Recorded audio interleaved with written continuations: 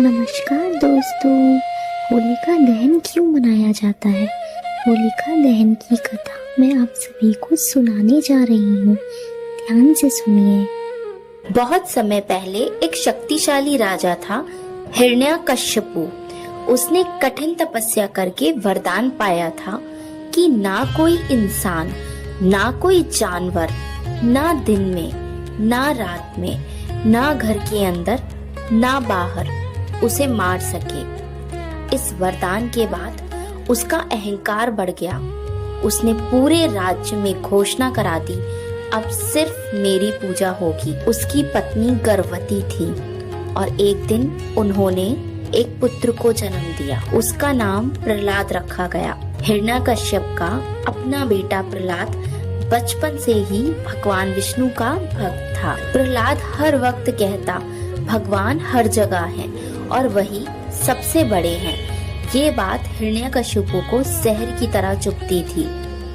राजा ने प्रहलाद को समझाया, धमकाया, पर जब कुछ नहीं आया तो उसे मारने की कोशिश की। कभी उसे जहर दिया गया, कभी पहाड़ों से गिराया गया, कभी हाथियों के पैरों से कुचलने की कोशिश की गई, कभी सांपों द्वारा डसने की कोशिश की गई, पर हर बार प्रहलाद बच गया क्योंकि उसका विश्वास अटूट था। राजा ने अपनी बहन होलिका को बुलाया।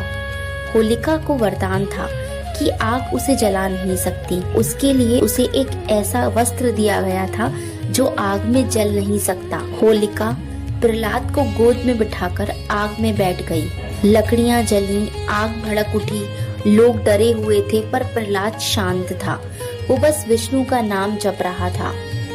आग और तेज हुई, धुएं ने आसमान भर दिया और फिर सबने देखा होलिका जल रही थी और प्रहलाद बिल्कुल सुरक्षित था क्योंकि वरदान का गलत इस्तेमाल हुआ था और भगवान अपने भक्त की रक्षा करते हैं। ये सब देखकर हिरण्यकश्यपु को गुस्सा और बढ़ गया।